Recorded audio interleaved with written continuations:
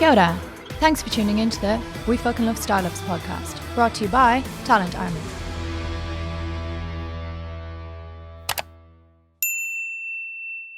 Hey everyone, Troy Hammond here, and welcome back or welcome to the We Fucking Love Startups podcast. Today is actually a special series that we're going to be pushing out over the next couple of months. We're currently sitting at the Sunrise Festival or the Sunrise Conference by Blackbird. It's a conference for founders to hear the stories of other founders and really help network, uplift, read the playbook and hear the playbook from other founders. So it's quite a unique series that we're pushing out. They're going to be shorter episodes, 30-minute episodes, really amazing guests, and so I hope you really enjoy them. On this final episode of this series today at Blackbird Sunrise Conference, we're chatting with the one and only of New Zealand, Blackbird, Samantha Wong. Sam is a super interesting, super lovely, and just breath of fresh air in the industry here in New Zealand and Auckland. I've heard a lot about her. She's one of those people that you hear lots of good things about all the time. So I've been really looking forward to chatting with Samantha, and she just did not disappoint at all. Really interesting, really engaging. Lots of really good, rich information that we can hear and learn from today. And so I hope you really enjoy this one. So you've got an interesting story. Obviously, Blackbird now a partner in New Zealand, but you've obviously founded some companies before yourself and had some successes. And so can you talk us through how you got to Blackbird? Yeah, sure. So the condensed version is I started my career as a lawyer in corporate. Well, I was in M&A, and then one of my matters turned litigious, and I followed it down into the litigation team. And I did that for 4 years, and I enjoyed it, but it wasn't my life's work. And I was always tinkering around with stuff on the side. This is kind of like 2008, 2009, so very early digital media stuff, online retail as they called it then. It wasn't even called e-commerce, and we didn't call them startups either. And then I just made the decision to kind of give myself 1 year to see if I could transition career-wise into startups, and I joined a then sort of Series A stage company called SurfStitch. Was one of the early e-commerce sort of success stories from Australia, sort of pre-Iconic even.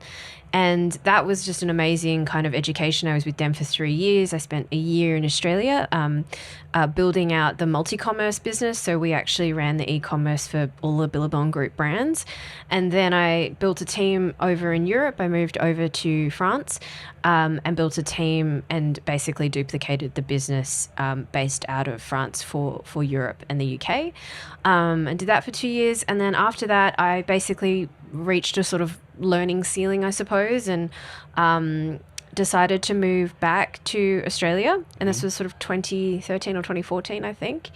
I got my company that I'd started with my life partner was accepted into the StartMate Accelerator, which at that point was run sort of 2 days a week, like part-time, by one of the Blackbird co-founders.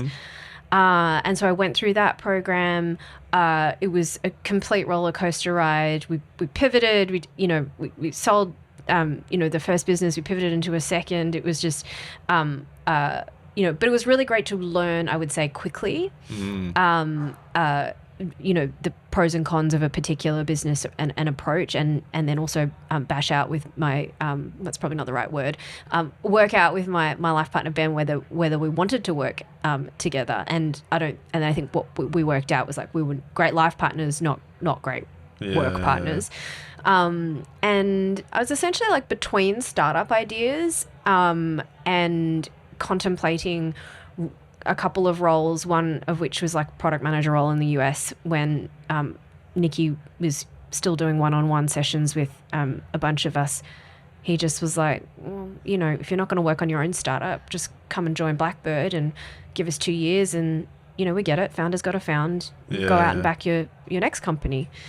And I sort of at that point was like, well, this actually indirectly ticks a lot of the boxes I'm looking to have ticked for the next stage of my career. And I just basically what were those boxes?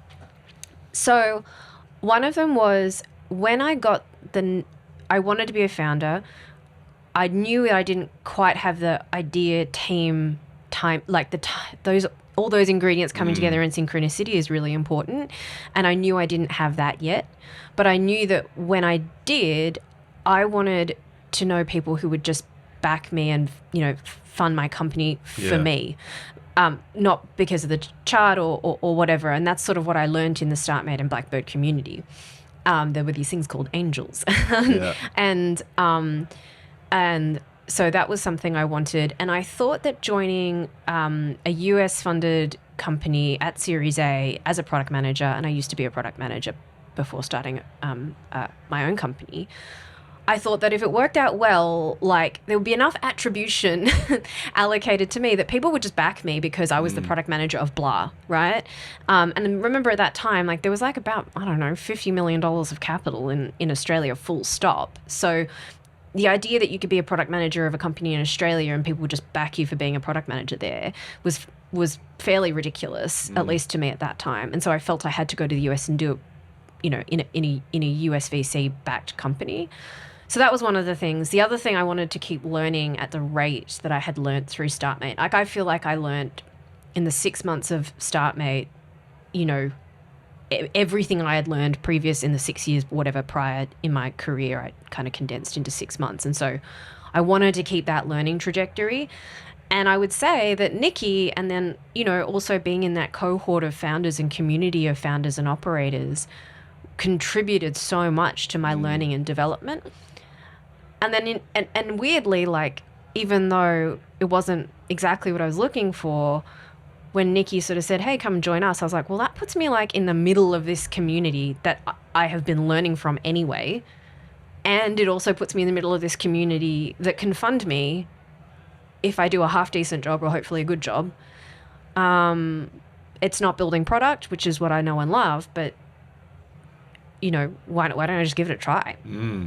Do you think good VCs have come from their own startups? Like, do you think they need to have come from a startup? No, I think there's enough, you know, counter positions at this point around VCs coming from very improbable backgrounds, from journalism, like just there's so many examples that are contradictory to that. I think what you do get if you've been a founder or an operator is, one, you get a very useful network, and two, you have a level of empathy that is potentially really hard to acquire any other way, but not impossible. I mean, one of my colleagues, I would say, is one of the most highly empathetic, you know, from a, you know, with founders and understanding the journey of a founder without having been through it himself. But that's an extraordinary trait. Not many people are capable of doing that. So I don't think there are hard and fast rules. I think it's honestly a really weird job, and you can be successful at it in many different ways.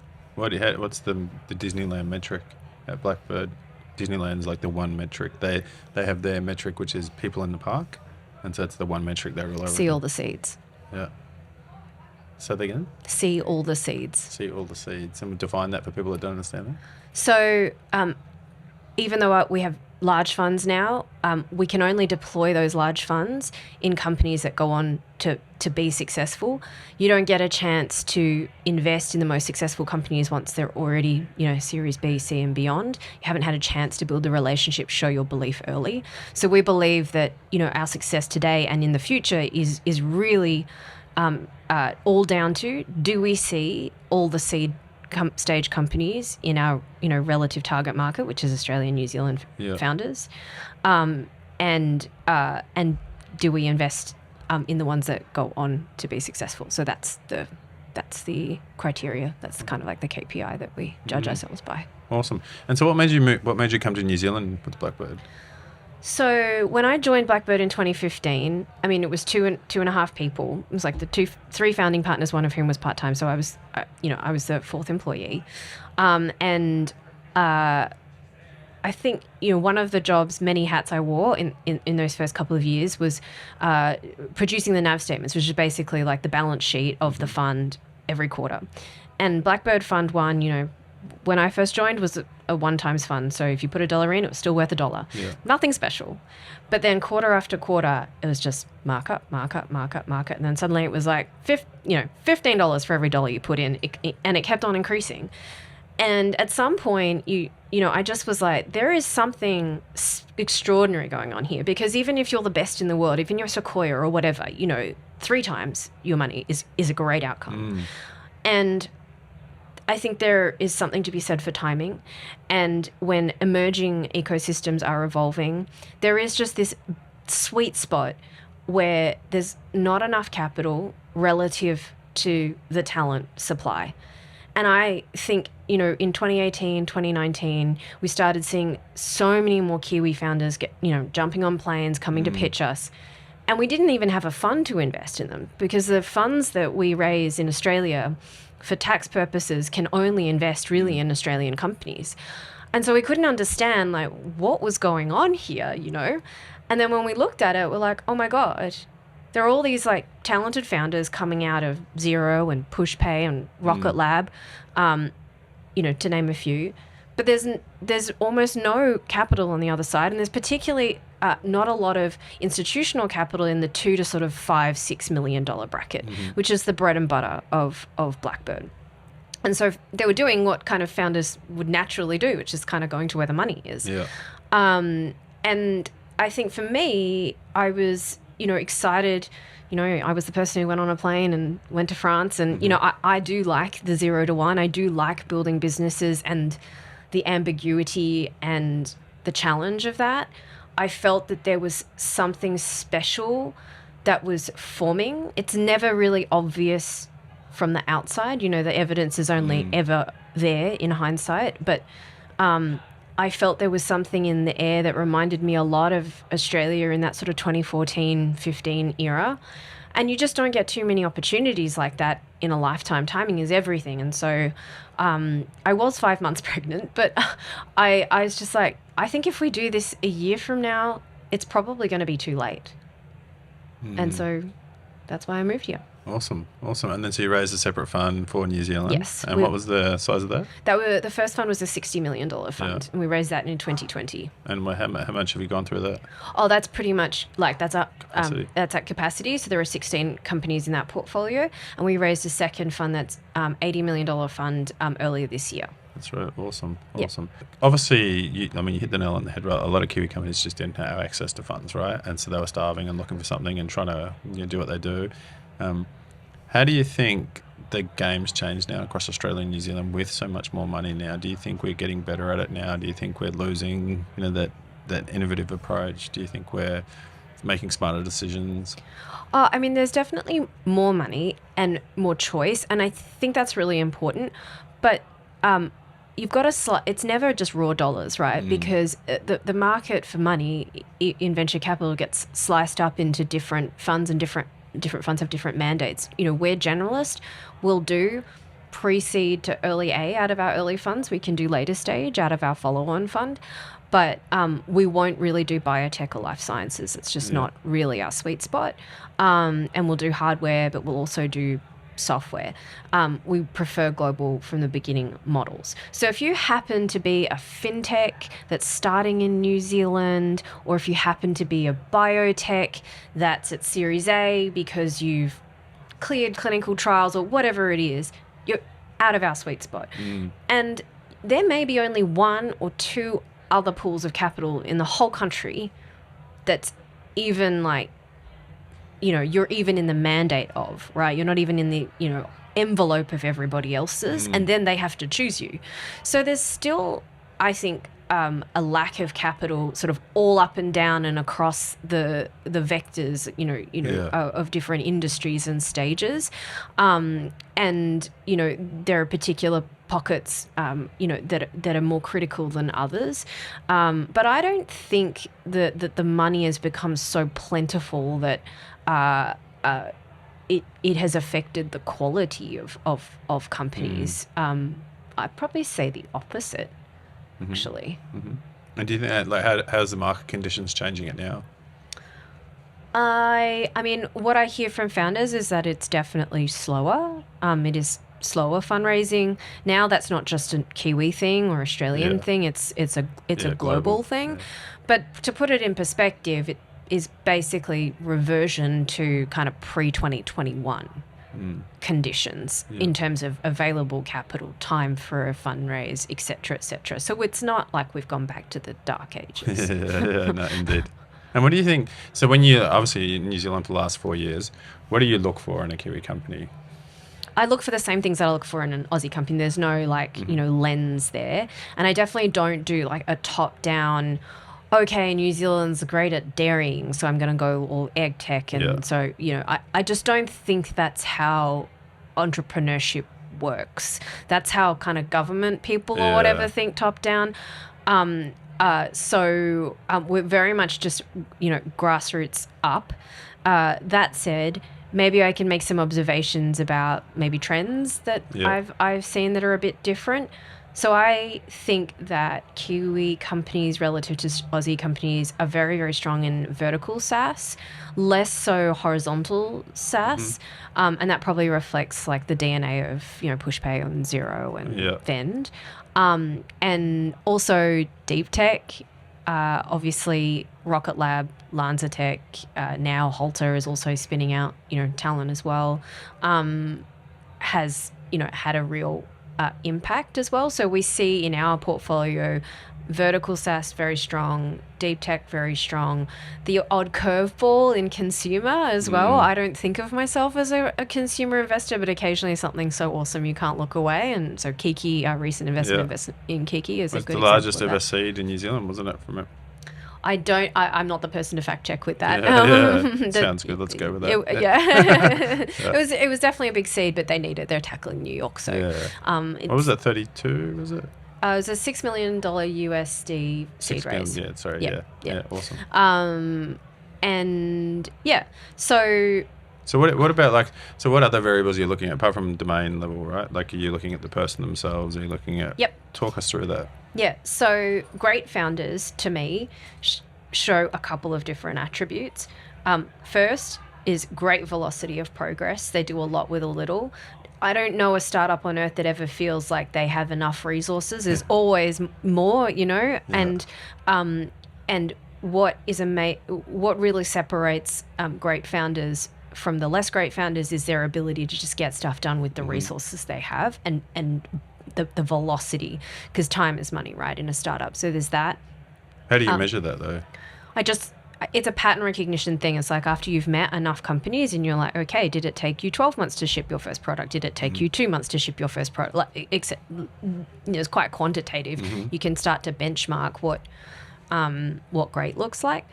And then the second is ability to hire really well.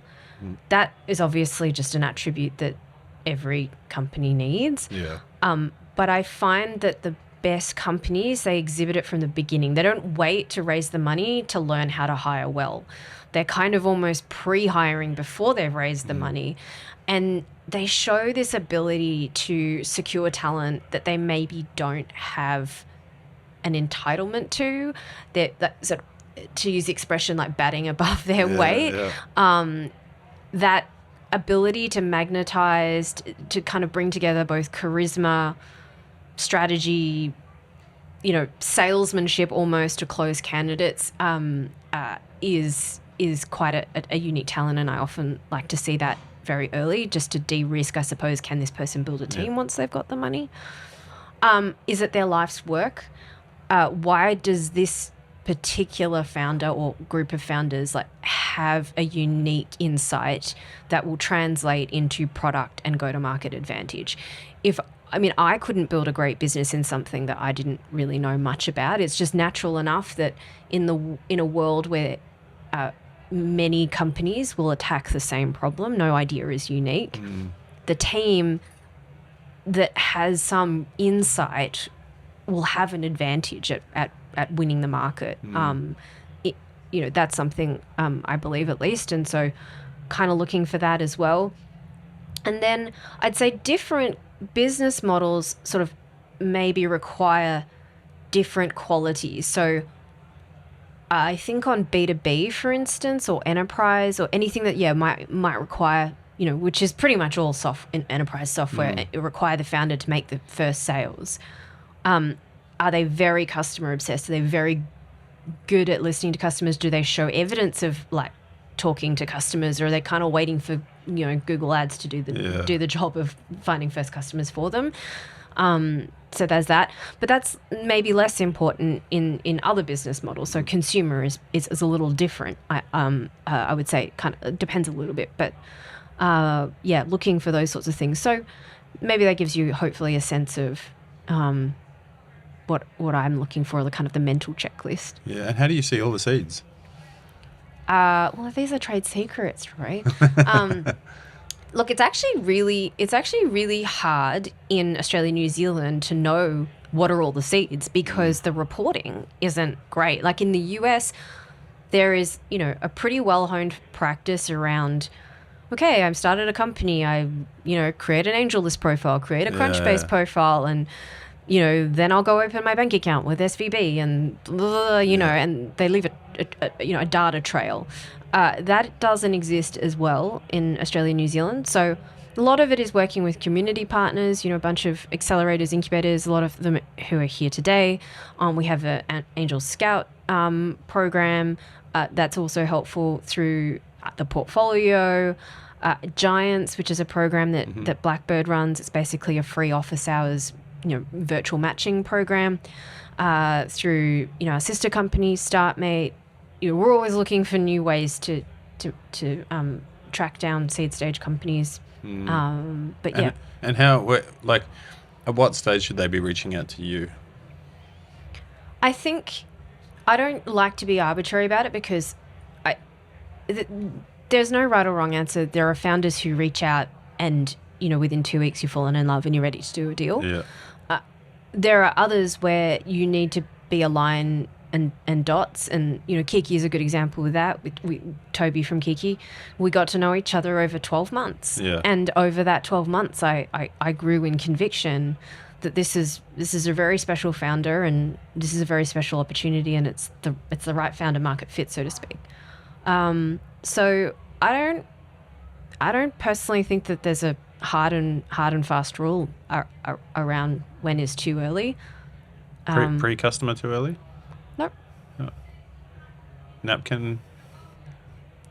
I mean, it's probably not a good idea if you haven't yet worked out how to articulate what you're doing.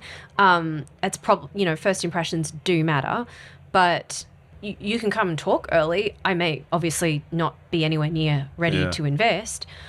Like, this is why I do this job. I love bashing around ideas and like, oh, you should talk to so-and-so because they tried that and this didn't work, but this person might have some insights and so on. I mean, the constraint really is like the time I have to have all of those conversations, but yeah. Yeah, I was curious in your thoughts because I'm the same. Like, I speak to a lot of like really, really early stage people who come to me and ask my reckons on, can I find the people for this tech stack? Is anyone else doing this? Do you know? And the likes. And so there's seems to be lots of people trying to come in this room right now. You're obviously very popular. Yeah, and it's interesting. Like, and I know lots of VCs will like, oh, you have to come, you have to be at this stage before we're interested in chatting with you. And I'm like, that's the best time to help. Like sometimes. Is that true? I feel like a lot of VCs will have sort of you're too early for us to invest, but I don't know if people feel like it's too early to talk. Well, I'd say some of the early stage founders I speak to find it hard to have a conversation. Like, they might approach and get hey, nice to meet you, not right now, but it's not anything tangible for them on why and how and when. And so like they're looking for more of a conversation around how, and so, but some are like, I know a bunch of people that have reached out to Blackbird and they've said, had fantastic conversations, or other VCs had fantastic conversations and helped shape other things that could have been their product, right? And so, yeah.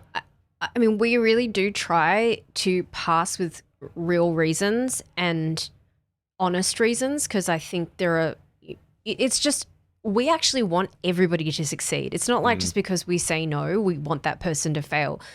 We want this whole ecosystem to succeed. So where we can try and be helpful, we want to be helpful. And sometimes hearing it straight is the most helpful thing. Yeah. I mean, you heard probably Tim Brown earlier this morning, talk about how to paraphrase, feedback is a gift, right? And his lecturer at university was like, this is a terrible idea and I'm going to tell you all the ways that it's terrible. Yeah. Turns out that professor was wrong, thankfully, but it comes from a good place. It's hard to do that though at the volume that VCs see new deals. So I'm sympathetic to it, but we just try really hard to do it and to create infrastructure internally to make us accountable to that. And then like there's a bit of a myth at the moment, right, that it's harder to get VC money because of the situation that we're in with the economy. I know lots of VCs are still looking for opportunities. And why do you think that myth is? Do you think there's anything? I don't think it's a myth. Like, I think if you look at the data, there is definitely like less capital being deployed. But again, it's on a historic basis, it's down on last year, but not down on, the last 4 years or 10 years or whatever. So, and a lot of VCs, we raise funds typically every 2 to 3 years. Most VCs are on that kind of cadence. So, a lot of VCs raised funds in 2021, maybe, 2022, and that capital is therefore available for the next 3 years. I think the truth serum will be 2024, 2025, when a bunch of those VCs have deployed their dry powder, is what you call it in the industry, and whether they have managed to raise new funds, whether those funds are the same size. If they're smaller, that's probably happening across the board. That's when you will see it, the slowdown will translate into actually less dollars deployed during the period overall. So the money is still there because it was raised 2 years ago or what have you, but VCs know that they probably need to make it last longer because it may take longer to raise their next funds, for example. But in the scheme of things, it's still such a different world to 2018, 2013. Yeah. Well, it's interesting. Like, I've been through 20 years of this, right? And so I'm like, oh, we're back to what I know and love. Yeah, kind of normal. Yeah. It's been crazy the last 4 years, right? Or 3 years especially. Hey, so I want to talk about today. Today's like fantastic day. I'm as I said, I'm really loving it. Like everyone that I'm speaking to is like adoring today. It's been really good. So good. Yeah. And so tell me, why do you do this event? Well, I said it in my opening remarks this morning, and I really do mean it. We do this because we think that stories matter. And in an early stage ecosystem like ours in New Zealand and still in Australia, it is not a normal thing to go and be a founder or to go and work for a founder. And people, by and large, especially, in this particular moment, love to be cynical about whether you can be successful, whether it's possible to be a successful startup from New Zealand or Australia.